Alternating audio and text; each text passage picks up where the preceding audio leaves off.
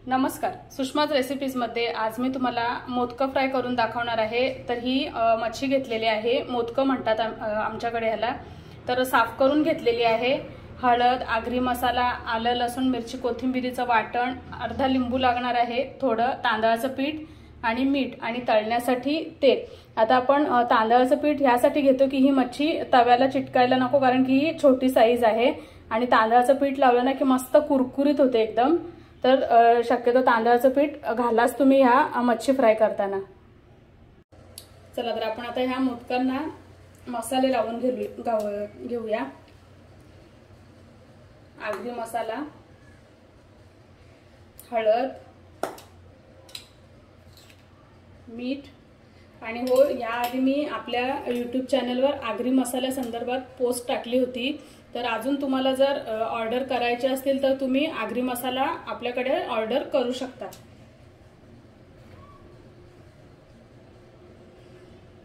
लिंबू पिळून घेतलं,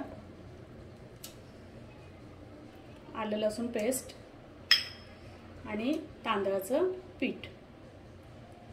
आता हे चांगलं मिक्स करून घेते मी हातानेच, म्हणजे सगळीकडे छान लागेल, मसाले लागतील सर्व मसाले।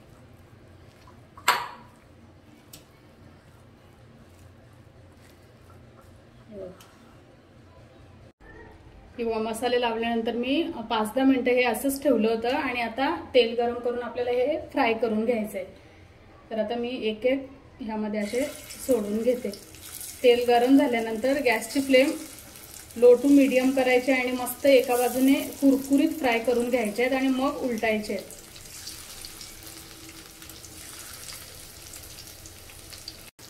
चला तर आता हे बघा, एका बाजूने मस्त कुरकुरीत झालेत। आता मी सगळे उलटून घेते।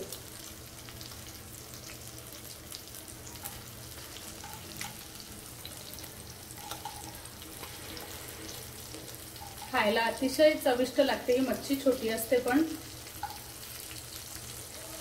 कडक करायची म्हणजे अजून मजा येते खायला। आता सगळी मच्छी मी अशी उलटून घेते। हे मस्त आता दोन्ही बाजूने आपले हे मोदकं चांगली खरपूस फ्राय झालेली आहेत। आता मी ही काढून घेते आणि सर्विंग प्लेट मध्ये काढून घेते। मस्त कुरकुरीत, अगदी कमीत कमी साहित्यात आपली ही मोदकं फ्राय झालेली आहेत।